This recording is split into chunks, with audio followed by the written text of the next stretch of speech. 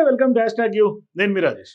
So ఎన్నికలు జరుగుతున్నటువంటి నేపథ్యంలో అనేక అనుమానాలు ఈవీఎంల మీద గత కొంతకాలంగా వినిపిస్తూనే ఉన్నాయి. ఓవైపు ఛత్తీస్‌గఢ్ మాజీ సీఎంగా ఉన్నటువంటి రమణ్ సింగ్ కూడా అప్పట్లో పెద్ద ఎత్తున ఆయన ఏదైతే డేటా మిస్ మ్యాచ్‌కి చేసినటువంటి వ్యాఖ్యలు, చేసినటువంటి ట్వీట్లు కలకలం రేపాయి. అంటే పార్లమెంట్ ఎన్నికల సందర్భంగా గతంలో జరిగినటువంటి అనేక అసెంబ్లీ ఎన్నికల సందర్భంగా కూడా చాలా సందర్భాల్లో ఈవీఎంలు హ్యాకింగ్ గురించి ఒక హాట్ టాపిక్గా పెద్ద ఎత్తున చర్చనీయాంశంగా మారింది. కానీ ఎన్నికల సంఘం ప్రతి అంశంలో ప్రతిసారి ఖండిస్తూనే వస్తుంది. చాలా వరకు కొంత ఎన్నికలను గమనిస్తున్నటువంటి చాలామంది విశ్లేషకులు, అట్లాగే కొంత పోల్ స్ట్రాటజిస్టులు పెద్ద ఎత్తున ఇవాళ ఈవీఎంలు హ్యాకింగ్ జరుగుతోంది, చేసే అవకాశాలు ఉన్నట్టుగా టెక్నికల్ ఎక్స్పర్ట్స్ కూడా చాలామంది అభిప్రాయపడ్డారు. కానీ ఈవీఎంలు హ్యాక్ జరిగే అవకాశాలు లేదంటూ కూడా పెద్ద ఎత్తున ఎన్నికల సంఘం ఖండిస్తూ వచ్చింది. సో ఈ ఇన్వెస్టిగేటివ్ స్టోరీలోకి వెళ్లే ముందు అసలు ఈవీఎంలు హ్యాక్ చేయొచ్చా, చేసే అవకాశాలు ఉన్నాయా లేవా, మీ అభిప్రాయాల్ని కామెంట్స్ రూపంలో తెలియజేయండి. కానీ ఇవాళ తాజాగా దేశంలోనే సంచలనం రేపే విధంగా ఈవీఎంలు హ్యాక్ చేయొచ్చు అంటూ కూడా తాజాగా జరిగినటువంటి స్ట్రింగ్ ఆపరేషన్ ద్వారా తెలుస్తోంది. దేశంలోనే ప్రస్తుతం ఈ స్ట్రింగ్ ఆపరేషన్ ఒక కుదుపుతోంది. ఎందుకంటే ఓవైపు మహారాష్ట్ర ఎన్నికలు జరుగుతున్నాయి, మరోవైపు జార్ఖండ్ ఎన్నికలు ఇప్పటికే ఒక విడత ఎన్నికలు అయిపోయినాయి, మరోవైపు హర్యానా ఎన్నికల్లో కూడా గెలుపు డిసైడ్ అయిపోయినటువంటి నేపథ్యంలో అక్కడ ఆ గెలుపు కొంత తలకిందులు అయిపోయింది, సర్వే రిపోర్ట్లన్నీ మారిపోయినాయి. సో ఇట్లాంటి సందర్భాల్లో గతం నుంచి కూడా కాంగ్రెస్ పార్టీ పెద్ద ఎత్తున ఎప్పుడైతే హర్యానాలో కొంత ఈవీఎంలు హ్యాకింగ్ జరిగింది అంటూ కూడా కొంత ఆరోపణలు చేస్తోంది. మరోవైపు పెద్ద ఎత్తున ఈవీఎం హ్యాకింగ్ గురించి కాంగ్రెస్ పార్టీ ఎన్నికల సంఘాన్ని నిలదీస్తోంది గత కొంతకాలంగా, ఎప్పుడైతే హర్యానా రిజల్ట్స్ తారుమారైందో. సో ఇట్లాంటి సందర్భాల్లో భారతదేశంలో అసెంబ్లీ, లోక్సభ స్థానాలకు సంబంధించినటువంటి ఎన్నికలు నిర్వహించే సమయంలో కూడా ఈవీఎంలకు సంబంధించి చర్చ జరుగుతూనే ఉంటుంది.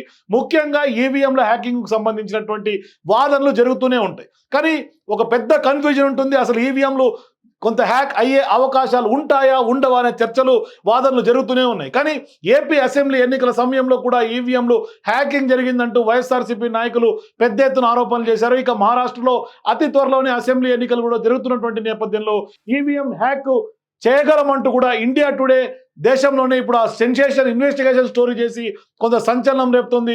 అసలు ఆ టీంతో కొందరు చర్చలు జరిపారు, ఆ ఇన్వెస్టిగేషన్ టీంతో.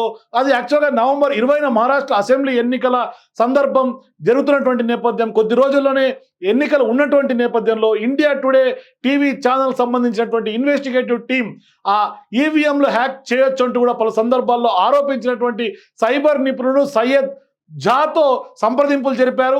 2014 అసెంబ్లీ ఎన్నికల్లో బీజేపీకి అనుకూలంగా ఓటింగ్ యంత్రాల్లో అవకతవకలు జరిగాయని సయ్యద్ ఇంతకు ముందే గతంలో చాలా సందర్భాల్లో ఆరోపించినటువంటి నేపథ్యంలో యుఎస్ డిపార్ట్మెంట్ ఆఫ్ డిఫెన్స్ సాంకేతికతను ఉపయోగించి ఈవీఎంలను హ్యాక్ చేయగలరని జా మొదటి నుంచి చెప్తూనే ఉన్నారు. మహారాష్ట్రలోని ప్రతిపక్ష కూటమి మహావికాస్ అఘాడీ నుండి ఒక సీనియర్ నాయకుడు ఆయన సంప్రదించినట్లుగా కొంత ఆయన్ని సంప్రదించడం, ఇండియా టుడే ఇన్వెస్టిగేషన్ టీంలో ఒకరు వాళ్ళ ఎంపీకి వ్యక్తిగత సహాయుడిగా నటిస్తూ ఈవీఎంలను హ్యాక్ చేయొచ్చా అనే అంశం మీద జాను కొంత వీడియో కాల్లో చేసి సంప్రదించారు.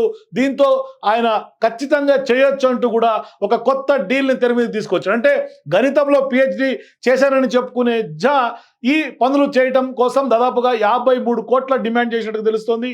అంటే ప్రాంతాలను బట్టి ఈవీఎం సిగ్నల్ను మార్చడానికి నిర్దిష్టమైనటువంటి అప్లికేషన్లను ఉపయోగిస్తామని, ఫ్రీక్వెన్సీ ఐసోలేషన్తో తాము అనుకున్నటువంటి పనిని చేస్తామంటూ వివరించాడు.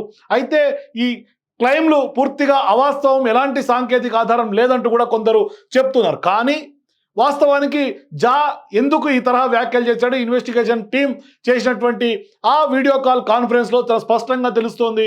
దాదాపుగా 63 నియోజకవర్గాల్లో నేను హ్యాక్ చేయగలనంటూ కూడా క్రిస్టల్ క్లియర్గా చెప్పాడు. అంటే దాదాపుగా 181 నియోజకవర్గాలు, అంటే 288 అసెంబ్లీ స్థానాలు మహారాష్ట్రలో ఇవాళ కొంత ఎన్నికల కురుక్షేత్రం జరుగుతున్నటువంటి నేపథ్యంలో దాదాపుగా 281 వరకు తనకు యాక్సెస్ ఉందని, 170 నుంచి 160 నియోజకవర్గాల్లో ఈవీఎంలను మ్యానిపులేట్ చేయగలనంటూ కూడా ఎంత ధీమాగా చెప్తున్నాడో ఒకసారి ఆ వీడియో కాన్ఫరెన్స్ చూడండి. దాదాపుగా 66 మిలియన్లు అంటూ కూడా చెప్తున్నారు. అంటే మన భారత కరెన్సీలో క్లియర్ కట్గా 52 నుంచి 53 కోట్లుగా మనకు తెలుస్తుంది. అంటే కొత్త డీల్ ఈవీఎంలకు సంబంధించినటువంటి హ్యాక్ చేయొచ్చు అంటూ ఏదైతే జా చెప్తున్నారో అది నిజంగా జరుగుతుందా లేదా అనే అంశం పక్కన పెడితే, కానీ కాన్ఫిడెన్స్గా ఇన్వెస్టిగేషన్ జర్నలిస్టులుగా ఉన్నటువంటి ఇండియా టుడే టీంతో స్పష్టంగా ఆయన చెప్తున్నటువంటి ఆ సంభాషణను మీకు చూపించే ప్రయత్నం చేస్తా.